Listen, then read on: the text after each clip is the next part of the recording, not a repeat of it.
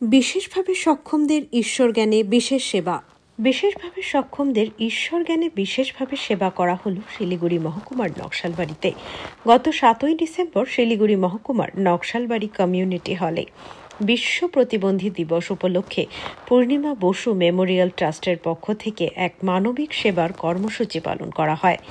এই কর্মসূচি উপলক্ষে এক দৃষ্টান্তমূলক ঐশ্বরিক পরিমণ্ডলের আবহে ট্রাস্টের চেয়ারম্যান নীতিশ বসু মঙ্গল প্রদীপ সহ কপালে চন্দন তিলক পরিয়ে শঙ্খধ্বনি উলুধ্বনির মাধ্যমে মঙ্গল কামনার পর বিশেষভাবে সক্ষমদের উত্তরীয় পরিয়ে প্রথমে সম্বর্ধনা জ্ঞাপন করেন এবং তারপর তাদের পায়ে ফুল দিয়ে প্রণাম করে বিশেষ আর্থিক সেবার খামটি তাদের হাতে তুলে দিয়ে ঈশ্বর স্বরূপ তাদের প্রত্যেকের নামে জয়ধ্বনি দেন।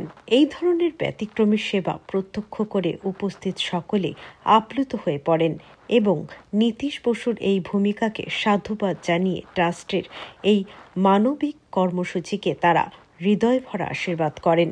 প্রদীপ প্রজ্বলনের মাধ্যমে এই মহতী অনুষ্ঠানের শুভ সূচনা করার পর সভাপতি হিসাবে বক্তব্য রাখতে গিয়ে নীতিশ বসু বলেন যে নকশালবাড়ি এলাকার দুস্থ বিশেষভাবে সক্ষম মানুষদের পাশে থাকার বার্তা দিতে শারীরিক অসুস্থতা সত্ত্বেও শিলিগুড়ি থেকে তিনি আজ সহকর্মীদের নিয়ে তাদের মাঝে উপস্থিত হয়েছেন।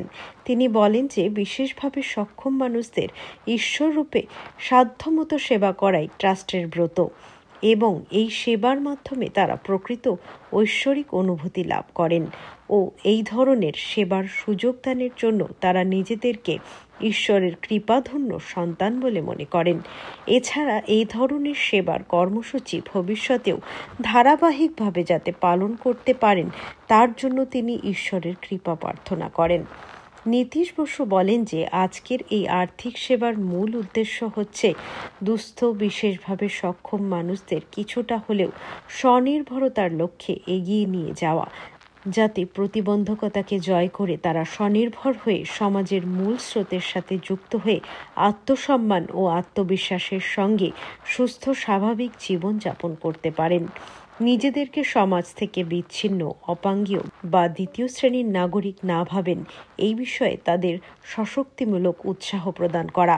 শ্রী বসু আক্ষেপের সুরে বলেন যে ভারতের সংবিধানে প্রত্যেক নাগরিকের জন্যই সমান অধিকারের বিধান থাকলেও এবং বিশেষভাবে সক্ষমদের জন্য সরকারের একাধিক কল্যাণমূলক প্রকল্প থাকলেও তারা সেই সমান অধিকারের মর্যাদা থেকে ও সরকারি সুযোগ সুবিধা থেকে এখনও অনেকাংশে বঞ্চিত রয়েছেন।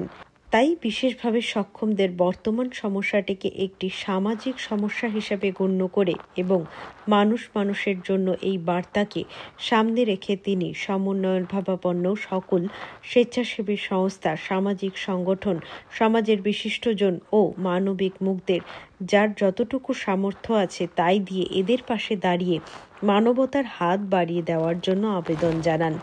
একমাত্র তাহলেই এই বিশেষ প্রতিবন্ধী দিবস পালন সার্বিকভাবে সার্থকতা পাবে বলে নীতিশবাবু মন্তব্য করেন। উল্লেখ্য যে এই কর্মসূচির মাধ্যমে নকশালবাড়ি, খড়িবাড়ি ও ভীমবার এলাকার 15 জন নির্বাচিত বিশেষভাবে সক্ষমদের মোট 60,000 টাকা আর্থিক সেবা প্রদান করা হয়। এই অনুষ্ঠানে প্রধান অতিথি হিসাবে উপস্থিত ছিলেন নকশালবাড়ি বিদ্যাসাগর হাই স্কুলের প্রধান শিক্ষক মনোজ সেনগুপ্ত। বিশেষ অতিথি হিসেবে উপস্থিত ছিলেন বিশিষ্ট সমাজকর্মী নেতরাজ ছেত্রী, কাব্যিক গাঙ্গুলি ও প্রতিবন্ধী স্বনির্ভর কেন্দ্রের ডিরেক্টর রাজশ্রী ব্যানার্জি। সম্মানীয় অতিথি হিসাবে উপস্থিত ছিলেন বিশিষ্ট শিক্ষানুরাগী পাপড়ি দে ও দীপঙ্কর রায় প্রমুখ।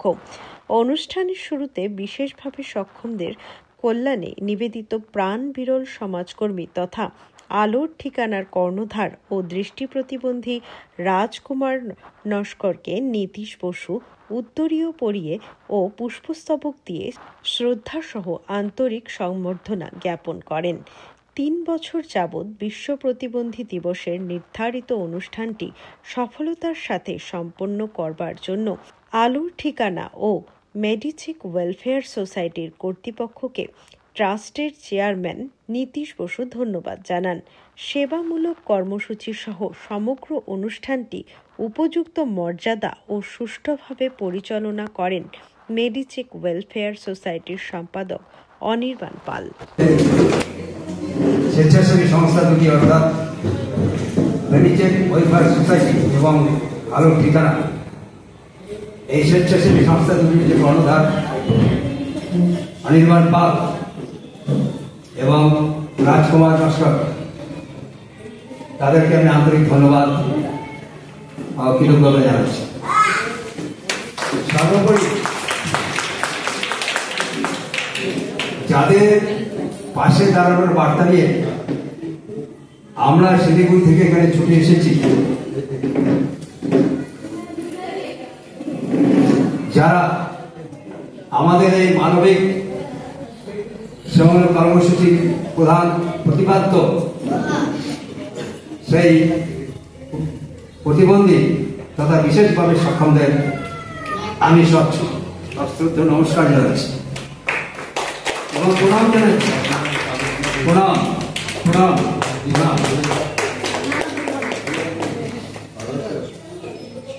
এখানে একটা জিনিস আমি উল্লেখ করতে চাই যে এখানে অনেক মাননীয় অতিথিবৃন্দ আছেন, সম্মানীয় ব্যক্তিরা আছেন, বয়োজ্যেষ্ঠরা আছেন এবং আমি একজন বয়োজ্যেষ্ঠ ব্যক্তি হওয়া সত্ত্বেও